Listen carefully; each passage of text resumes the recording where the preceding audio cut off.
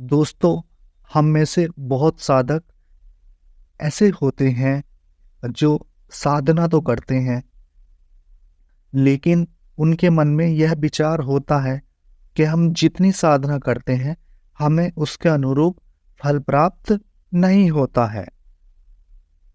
दोस्तों, जितनी हम साधना में मेहनत करते हैं, हमारी पात्रता के अनुरूप हमें फल प्राप्त होने की व्यवस्था अनंत काल से चली आ रही है।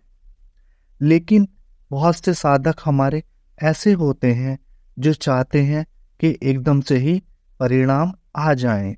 लेकिन दोस्तों, ऐसा नहीं है। हमारी मेहनत ही हमारे परिणाम की उत्तरदायी है। जिन साधकों ने भी साधना की अनंत गहराई में गोता लगाया है, उस साधक को उसके अनुरूप फल भी प्राप्त हुआ है। दोस्तों, हम ध्यान साधना करते हैं या हम भक्ति साधना करते हैं, तो अक्सर आपने देखा होगा, हम लोग असफलता को बहुत जल्दी स्वीकार कर लेते हैं और हम सफलता का इंतजार नहीं करते हैं, क्योंकि हम सबकी आदत है जल्दी से बोना और जल्दी से फसल आ जाए और हम काट कर उसे खा लें। लेकिन दोस्तों, ऐसा नहीं होता है। हमारे असफल होने के साधना में अनेक कारण हो सकते हैं, जिसमें हमारी गलत आदतें हो सकती हैं, हमारी फालतू की इच्छाएं हो सकती हैं, हमारे मस्तिष्क में चलने वाले विचार हो सकते हैं। और आप तो जानते ही हैं, इस विज्ञान के युग में जो सुख सुविधाएं हमारे लिए मौजूद हैं, उनसे हमारी साधना में भी कुछ दुष्परिणाम हो सकते हैं। अगर हम गहराई से नहीं समझ पाते हैं, तो वे सुविधाएं ही हमारे लिए हानिकर हो जाती हैं।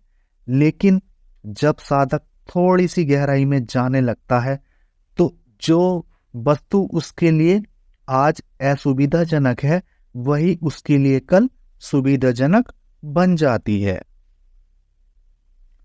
दोस्तों, हम मनुष्य ही एकमात्र पृथ्वी के ऐसे प्राणी हैं जो अनंत विशेषताएं अपने भीतर लेकर पैदा हुए हैं।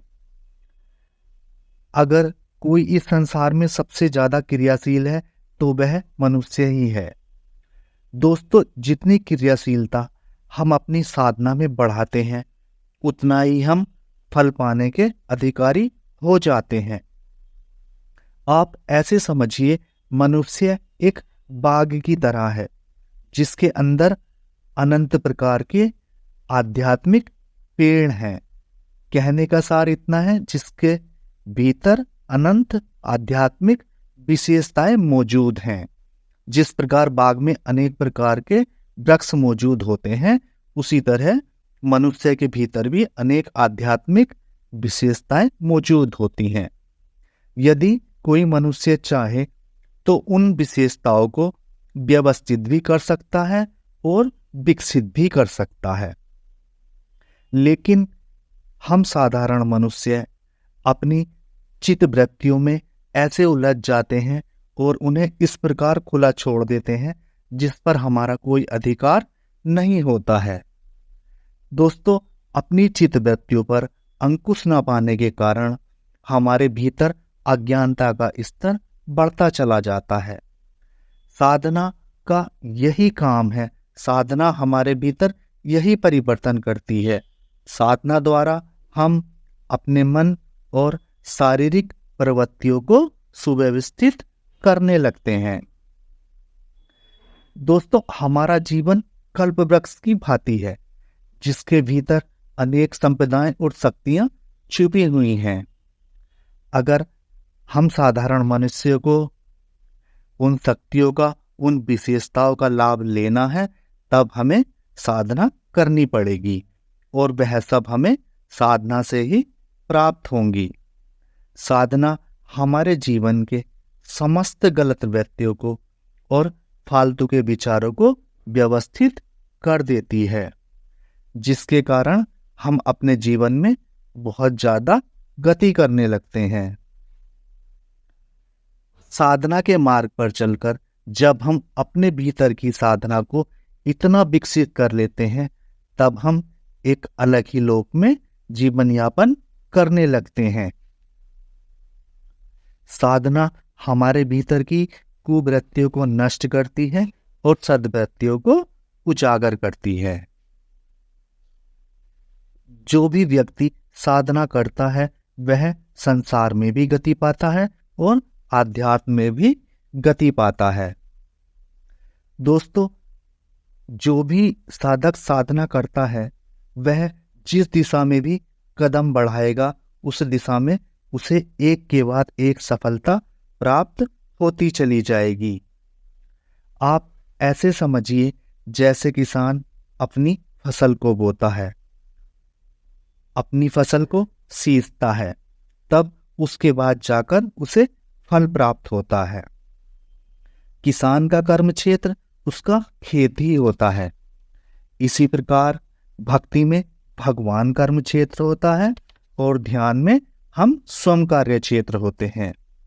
जिस प्रकार किसान किसी से निर्देश नहीं लेता है कब, कैसे और क्या किया जाना चाहिए, कैसे फसल बोनी चाहिए, कब काटनी चाहिए, कब सिंचाई करनी चाहिए, वह जो भी करता है प्रभु की प्रेरणा से ही करता है। इसी प्रकार हम मनुष्य जब साधना करते हैं वह भी प्रभु की प्रेरणा से ही करते हैं। हम मनुष्य यदि मनोयोग पूर्वक सतत ध्यान साधना, भक्ति साधना करते चले जाएं तो हमारे जीवन में जितनी भी बाधाएं होंगी वो सब बाधाएं हमारी साधना से दूर हो जाएंगी। हमें सतत मनोपूर्वक अपनी साधना को लगातार आगे बढ़ाते जाना है। जैसे हम अपने जीवन के कार्य करते हैं उनमें न हम थकते हैं, न हम उबते हैं और न हम रुकते हैं और न हम विश्राम करते हैं। इसी प्रकार एक सच्चा साधक न थकता है, न उगता है, न रुकता है और न ही विश्राम करता है।